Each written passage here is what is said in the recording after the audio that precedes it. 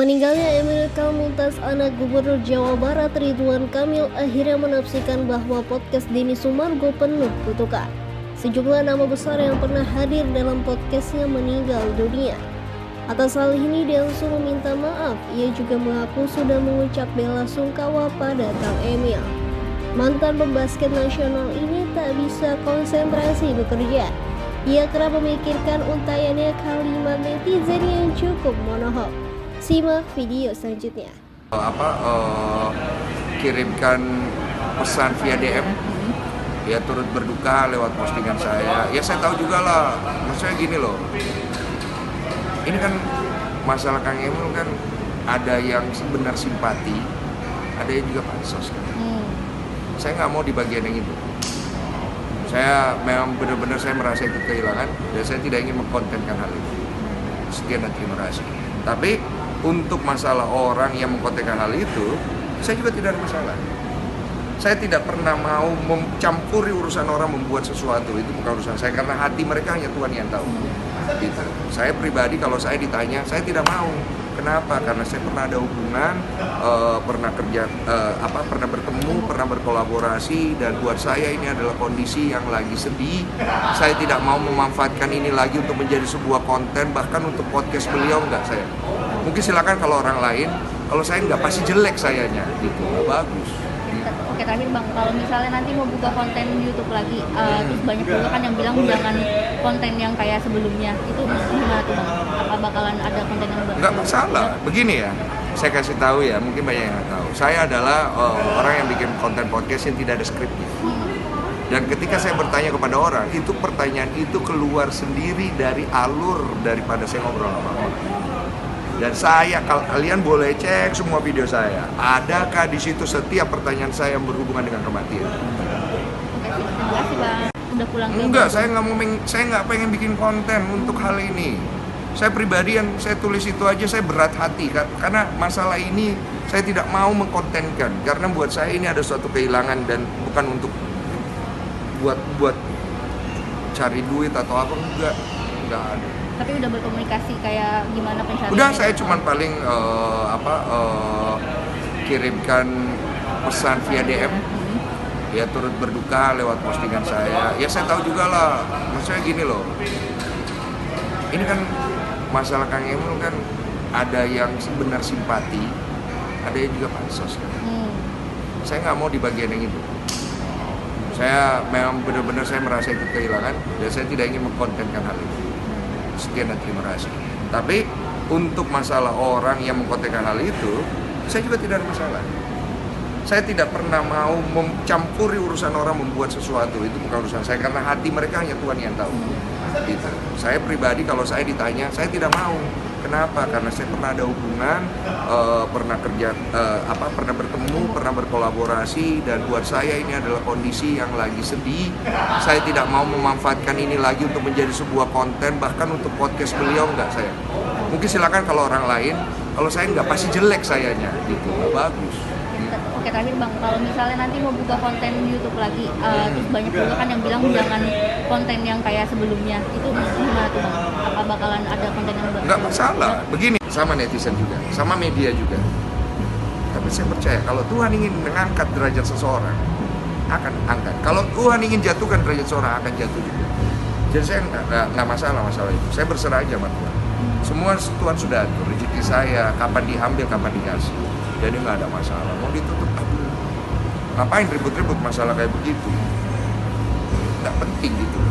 Nah, kalau disebut sebagai podcast kutukan gimana tuh Bang? Ya nggak apa-apa, itu kan urusan orang, mau dibilang kutukan. Kalau saya ngelihat dari sisi yang sebelah, bisa podcast yang memberkati, di mana kamu bisa menyuarakan hati kamu di situ. Berapa banyak podcast itu menolong orang, itu yang tidak dilihat orang. Yang dilihat cuma satu kesalahan, satu hal yang buruk, satu hal ini, itu pun bagaimana mungkin saya membunuh orang dengan podcast saya gitu loh. Saya juga jadi ngerasa kayak gimana ya, saya ini kan berhubungan langsung dengan orang-orang yang hadir. Saya itu sedih gitu, orang itu datang mau cerita terus kemudian ada sesuatu yang disangkut pautkan sama mereka gitu loh.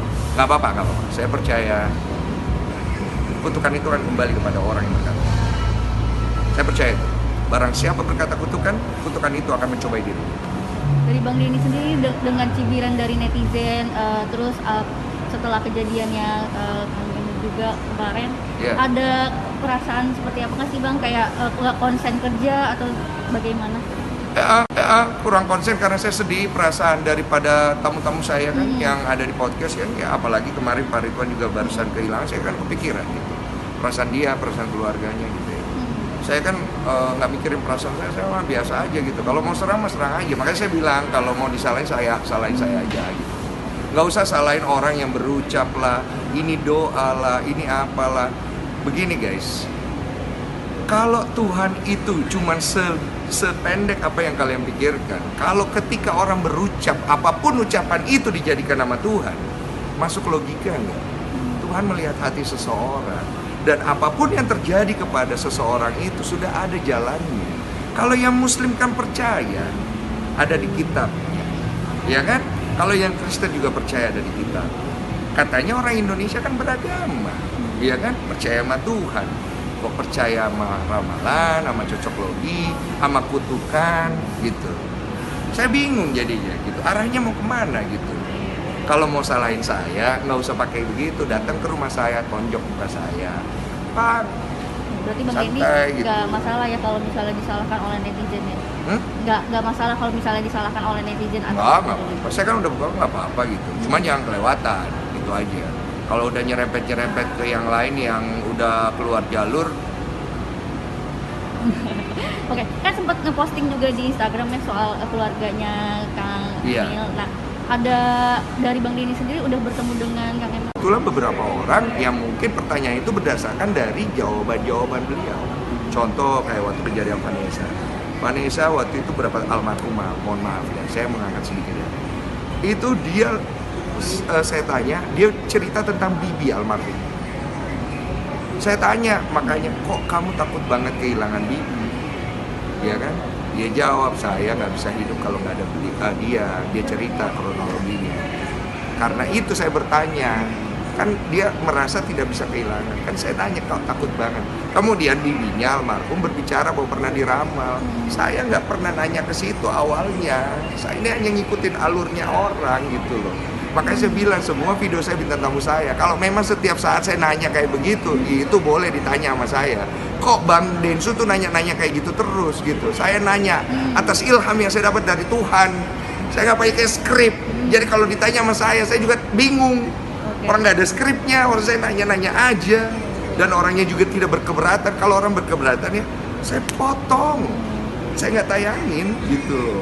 Oke, berarti semua pure emang dari orang dari bintang tamunya sendiri yang mau cerita. Iya, dapat. Oh, mulai. Oh iya, mau mulai. Sorry ya. Oke, berarti emang semuanya dari bintang tamunya sendiri yang mau cerita. Iya kan, gitu, ya? kita kan cerita gitu. Saya kan nggak pakai skrip. Saya mengalir aja. Makanya saya tidak pernah punya rencana nih sebelum tanya, saya mau tanya tentang kematian. Gila-gila kali saya mau nanya begitu ya. Saya juga kalau begitu juga malas gitu. Ini kan ngalir aja gitu. Dan memang semua itu kan memang sudah berjalan begitu. Siapa sih yang nggak sedih kehilangan seseorang? Saya juga baru kehilangan. Tapi saya nggak mau dramain itu. Saya biasa saja. Saya cuma kasih support buat istri saya. Gitu kan. Masalah saya biar saya urus. Saya nggak perlu kasih ke masyarakat gitu. Masyarakat itu kan punya masalah mereka masing-masing. Ya masing-masing yang bijak aja lah gitu. Berarti nggak masalah ya Bang akan semua hujatan-hujatan dari netizen juga. Iya, kalau kecewa mah kita kecewa sebagai manusia. Tapi saya percaya begini, fitnahan ataupun perkataan yang buruk seseorang kepada saya itu adalah pintu saya menuju ke surga. Dan kalau memang saya dengan semua hal itu harus mengalami atas izin Tuhan pasti. Dan saya percaya, saya ikut alurnya. Karena saya percaya Tuhan saya akan membawa saya ke tempat yang terbaik. Mungkin lewat jalur seperti ini. Terima kasih Bang. Terima kasih.